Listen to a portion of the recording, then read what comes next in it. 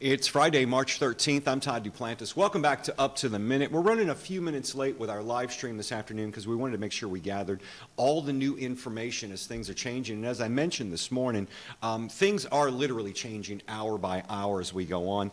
Since our last live stream, Texas Governor Greg Abbott has declared a state of emergency in the state of Texas, and President Trump has declared a natural emergency because of the corona or COVID-19 virus. So where does that lead us here at Houston Community College? What does that mean to you as the students? Well, we've asked Dr. Shante Graves, Vice Chancellor of Student Services, to join me this afternoon. Thank you for being here. I know you've been busy literally running in here because you have a lot of meetings going on. And once again, we have a task force that's working behind the scenes to make sure we get everything in order with operational plans. That's right, Todd, and thank you again for having me. We recognize the fluid nature of this situation, and it's the unknown that we are constantly trying to address and ensure that we are providing up-to-date information for our students to calm any fears or concerns they may have and be as responsive as possible in our communications. You know, one of the things that's floating around in social media is a concern about going online. You hear, well, the A&M's just going to go online, or U of H is just going to go online with all their courses. This is a huge undertaking. Even though we have an online college, a lot of training's involved, a lot of things are involved. So if students are confused, how am I going to deal with the online if I'm not taking online courses? How is that going to work? What do you have to tell them on that? I will say to students, we recognize that this is, maybe you entered the community college with a very different expectation. You wanted that face-to-face connection. That's why most students come to community college. We have small class sizes, and you can build that relationship with a faculty member. That support will still be provided. We are sensitive to some of the concerns that our students will have about this new online environment. So we're developing a series of training videos for students to access the Canvas system. We're providing resources, be it with our advisors, to ensure that students can navigate the process, and having constant communication about equipment. We want to know if you have the equipment and the internet access at your home and in order to be able to support your online learning. So we're listening to the students, and we're planning and making preparations before we transition to any of those alternate modalities. When we spoke a couple of days ago, and you just mentioned the fact that we need to know whether you're online or whether you have a laptop, you're sending out communications that you're expecting the students to respond to, and it's real important for them to do so. Absolutely. So part of the communication we're sending to students is we want to hear from you. I know that we sent out a survey last week just asking students anonymously to respond to their access to internet and a personal laptop. Now we want to know their names, right? And we're wanting this information because it will help us inform any supports that we need to plan for, right? So if it's laptops, we need to know exactly how many of our students do not have access to a laptop or some type of personal device that would allow them to complete their studies in an online learning environment. And when we talk online, we hear online courses, hybrid courses, other modal methods of teaching. We're entering a new phase, right, Neil? Can you kind of break it down between the three of those things and what they mean to the students? Sure. So hybrid courses are a blend of instructional delivery methods. Half of the course is taught online. Usually it's the theory, it's all of the textbook learning, and then for some of those courses that have a more workforce or hands-on training or a lab requirement, they would come to campus and complete the lab portion of their educational delivery. And of course, online is fully online with the expectation that they would complete the entire course from start to finish. Okay. And once again, if you're wondering, how is this going to happen? What do I do? Stay calm. We are going to be sending you a series of communications. So if you opted out of the HCC email at one time or another, please opt back in.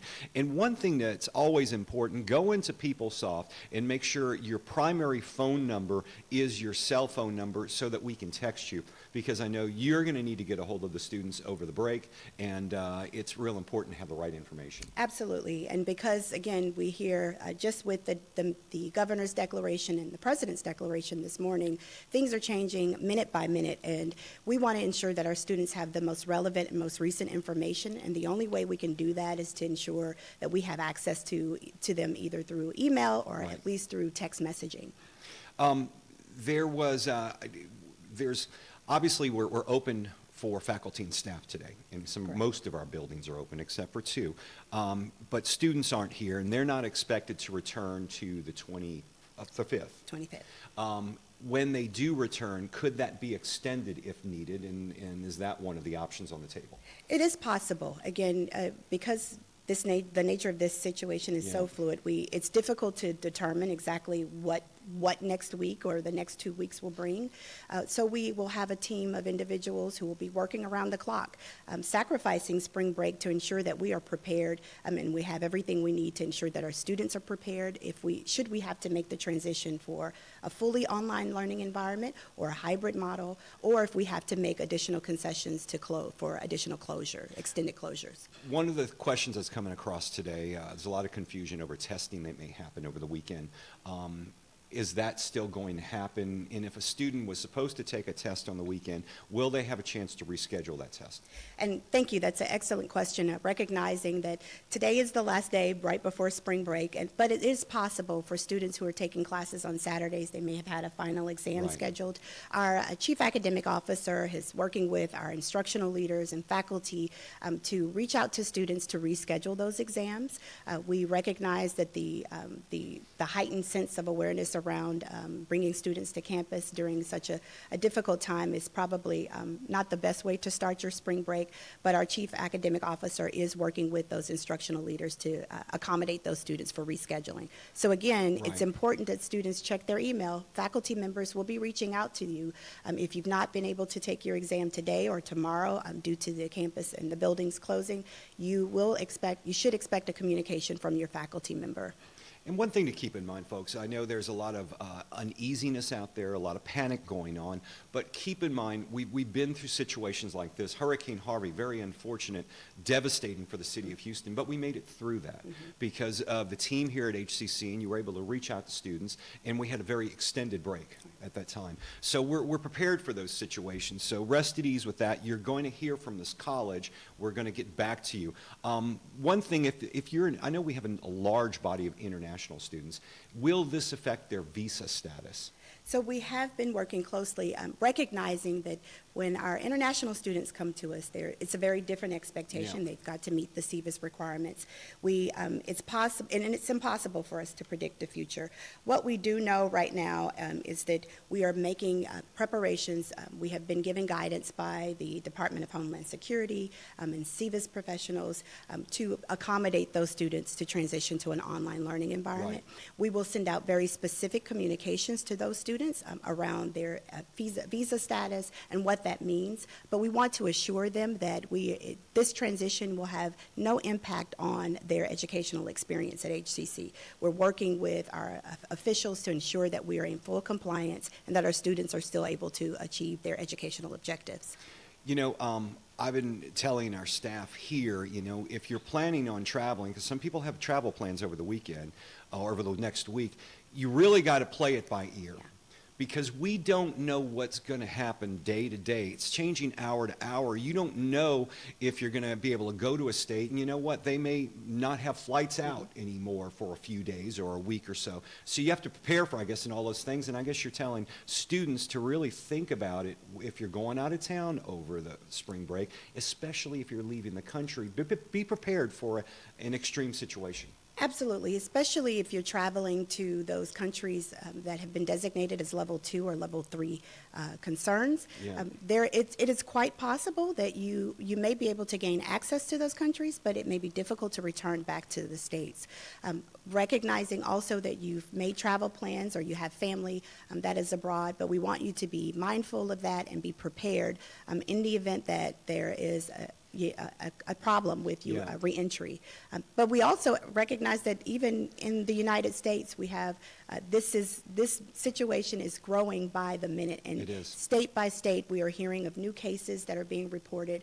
There are concerns about certain regions of the country as it currently exists. So we want to know, even if you're traveling within the continental U.S., it's helpful to report that information to us so that we can provide the support you need as we talk about your return to college. You're talking about self-reporting, which we touched on earlier, but once again, it's good to reemphasize this. If you're traveling over spring break, especially if you're leaving the country, or what if students are feeling sick? we want them to fill out forms to let us know what's Absolutely. going First and foremost, if you're not feeling well, stay home. Yep. We encourage you to stay home. Your health and your well-being is number one. And then secondly, we'd like to know that we want to be able to work with our faculty and our instructors to ensure that there's no loss of learning. So you reach out to us, take advantage of the resources that we have available online to communicate with us, and let us know how you're doing so that we can ensure that we're providing the support you need. And you mentioned something again about this resources. Come 5 o'clock today, though, we're going to be changing things dramatically for the college. Maybe you can mention what's going to happen at 5 and what will be available to students and why they need to get in line with things now. So congratulations and Yahoo for you. Spring break begins at 5 Right. p.m., which means that all of our HCC campuses will be closed. There will be no library services or student services. It also allows the administration and our leadership team to start working on a plan for Yeah. a transition when you do return. But we do ask students to be mindful of that. Watch the website. We have now on our HCC s.edu COVID webpage, there will be a student resources page so that we're answering questions as they're coming into us from social media or through email. We're providing responses on that website. We will continue to monitor that content over the spring break to ensure that we're providing the most relevant and recent information to our students. That's a good point. So the website address is hccs.edu/health-notice, health-notice. And once you go there, there's a link that, first off, the page is being redesigned. So it's going to look a lot different a few hours from now as you're looking at it today. But it's going to be redesigned, and there will be a link at the top where students can go to all the resources specifically for what students need. I imagine they'll find travel information, if they need to have a self-identification form or ID or reporting form, all Absolutely. that stuff will be there, and Yeah. FAQ as well. FAQ, questions about financial aid, about resources available for transitioning to online, links to how-to videos, everything that a student will need will be accessible from that page. So go to that page and also follow us in social media if you haven't done so yet. Make sure you share this video once we are done live. Share it because we're trying to get the word out to the community as to what's going on, especially our HCC community. And you can follow us on social media by the icons you see there at We Are HCCS on Instagram, Twitter, and Facebook. And on Snapchat, we are at We Are HCC. And if you want to hashtag us in post, you can hashtag We Are HCC. Follow us in social media because over the break, we are going to be posting vital information not only on our website, but in our social media as well. It's a very important tool in a way that we can reach you in these troubling times. You know? Dr. Grace, do you have any other things that you'd like to go over this afternoon to get across to students? Anything you'd like to reemphasize? We just want students to know we are working very diligently to ensure that the safety of not only you but your family members, because we recognize that the impact that this virus would have across the region, and we're doing everything we can to ensure that we are thoroughly cleaning our facilities. We're preparing and sanitizing and having protocols established to assure you of your health and safety and well-being while on campus. We ask that you go and enjoy your spring break.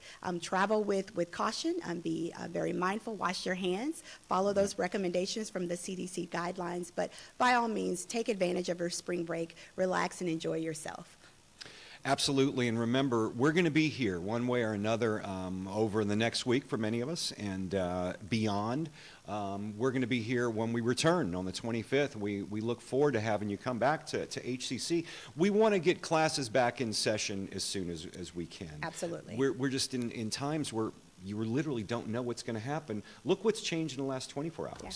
You know? And who would have thought at the start of the semester that we would Yep. have to transition an entire college of over 100,000 students to an online learning environment? It's the unexpected, but we certainly know that we'll get through this because we are HCC. We are, and we've been through situations like this before, and we're ready to tackle this challenge. Once again, the website to visit is hccs.edu/health-notice. Visit that often to make sure you get all the updates. And if you have any questions, send us an email through that as well. We do track those over the holiday, or you can also direct message us in social media. We'll make sure we get back to you.